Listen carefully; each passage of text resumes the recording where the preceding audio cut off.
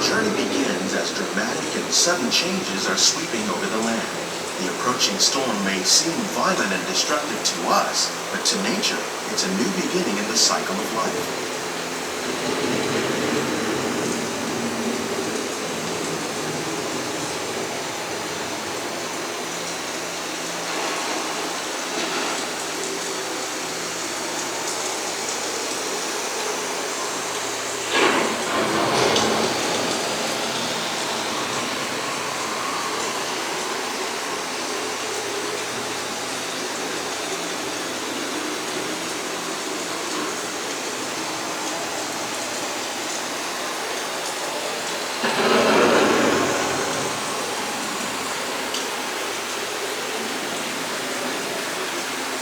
Beneath the surface of the land, roots trap water from the flowing mud, extracting precious nutrients and minerals. These elements, when combined with sunlight, create the diverse living systems of our planet.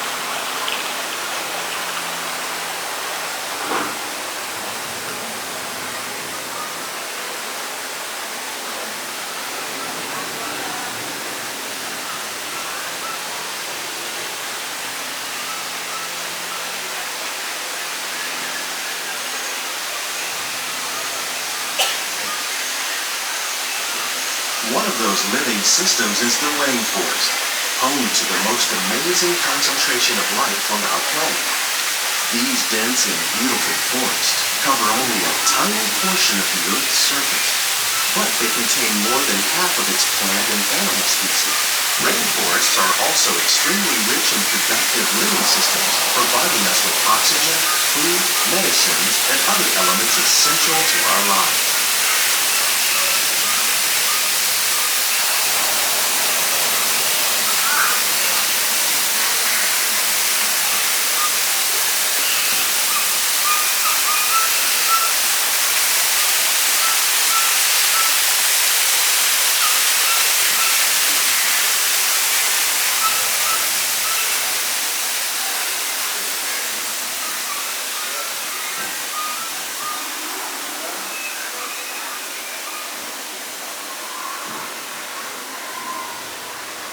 In the desert, nature has created a very different, but no less beautiful living system.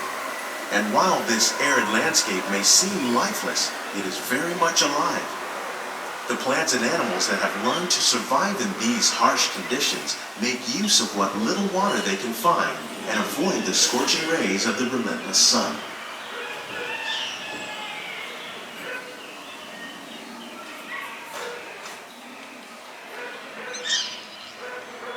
The American prairie once appeared as desolate as the desert, but over time, rainwater and nutrients gradually penetrated the hard surface of this land.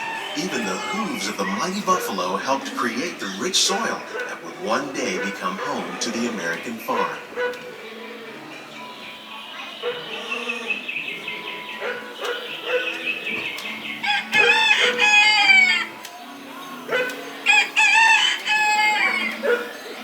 Of all the forces at work on the land, humans have had one of the most profound effects. The need to produce food for a growing world led to the enormous use and sometimes overuse of the land. In our search for more efficient ways to grow food, we often fail to realize the impact of our methods.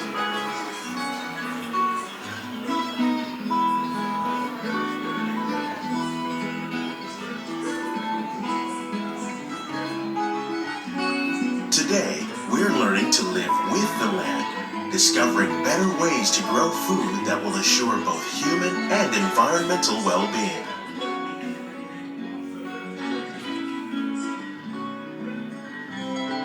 Here at Epcot, we're learning to reduce the need for chemical pesticides by removing disease-causing predators like ladybugs and wasps to control pests. In the farmlands across America, we're learning that by plowing under vegetation containing natural fertilizers, we can enrich the soil without the use of chemicals. In arid regions, we're learning to produce food on desert seacoasts by developing and planting crops that thrive on salt rock. In Japan, we're learning that by mixing leaves and other living materials into our soil, can make farmland more fertile without the need for chemicals. Here at Epcot, we're learning to reduce the need for chemical pesticides by breeding and using them for predators, like ladybugs and wasps.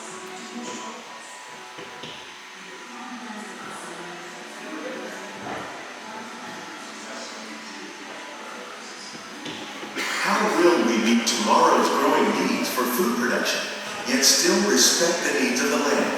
Some of the answers are being discovered just ahead. To help us maintain these carefully controlled ecosystems, and for your safety, please remain seated in your boat at all times.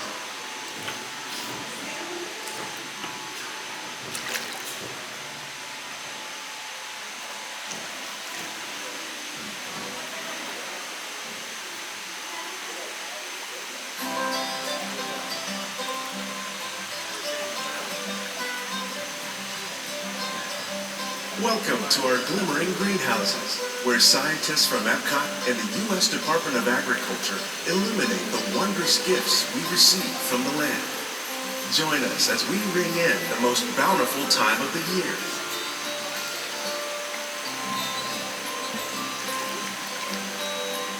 For some, it's difficult to imagine the holidays without winter and snow, but one of the most important holiday crops actually grows in the tropics. For centuries, farmers in Central America have cultivated cacao to make chocolate. In fact, cacao is chocolate's main ingredient. Today, people around the world are able to enjoy a variety of sweets and keep warm with a cup of hot cocoa, thanks to this tropical plant.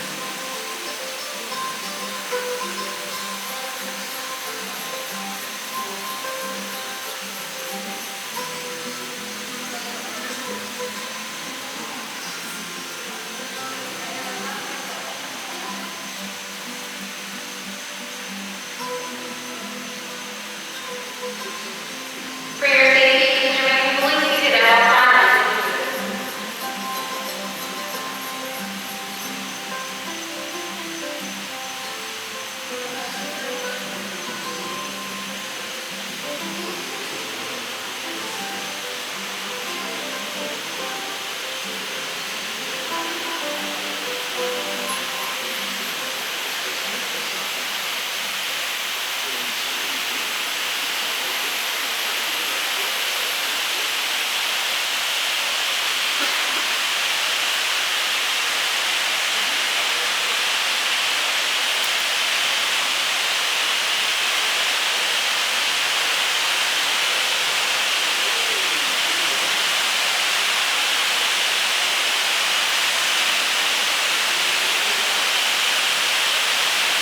When you think of holidays, you might not think of fish, but seafood is an essential part of many festivities. In parts of southern Italy, family and friends gather once a year to celebrate Lava Giulia with a 7-course seafood dinner. Tilapia, bass, and shrimp, like the ones raised here using our sustainable water systems, make up just some of the dishes served during this grand meal.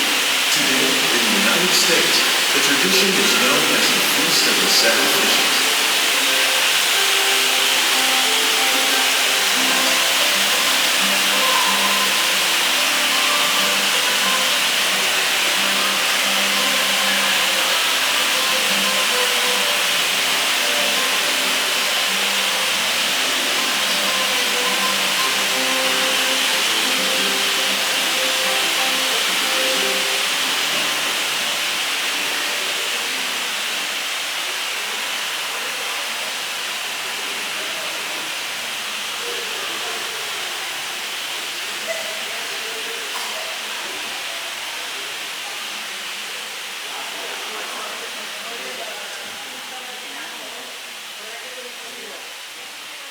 Citrus, like the oranges grown here, are common in Florida, but in northern Europe, where fresh fruit is rare in winter, they're much harder to find, making them an extra special stocking stuffer.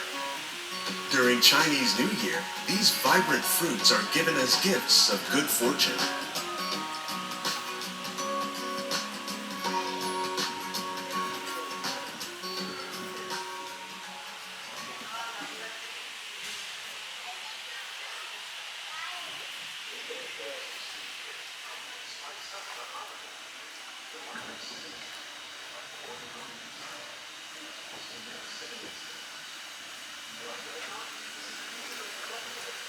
They say it's better to give than to receive.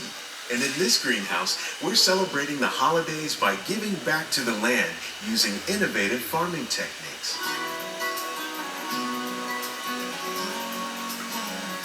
By recycling water, we can give plants rich nutrients. By giving plants ladybugs, we're able to control pests and reduce the need for pesticides. And by growing ground plants vertically, we give them better protection from disease.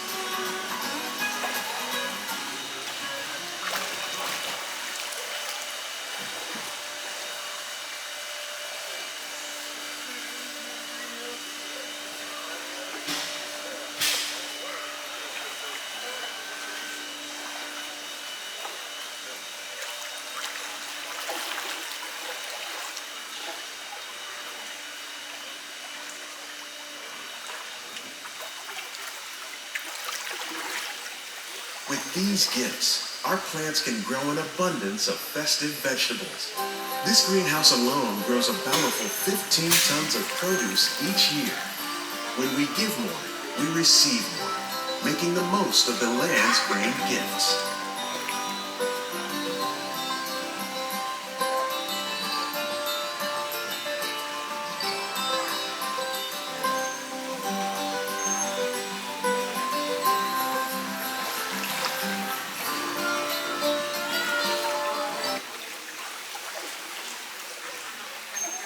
Many of the plants you see here help spice up the holidays. The bark of cinnamon trees, like the one growing beside you, is used to make cinnamon sticks. Do you like eggnog? You can thank nutmeg for its signature taste. Other spices, like ginger and vanilla, add flavor to a variety of holiday cookies, cakes, and other delights. By cultivating these festive plants with care and good cheer, Epcot scientists are able to celebrate the holidays with the land's many gifts.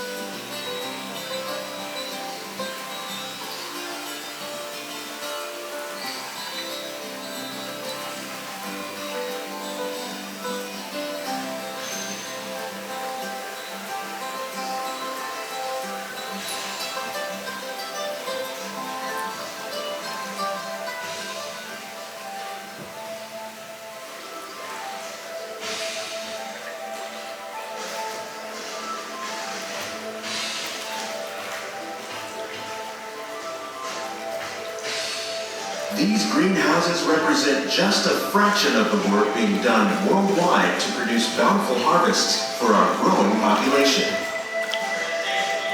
Scientists, farmers, and even backyard gardeners are doing their part to improve the quantity and quality of foods that we all rely upon. Together, we can continue to find more ways to increase food production and protect our precious natural environment. Only then will we truly be living with the land.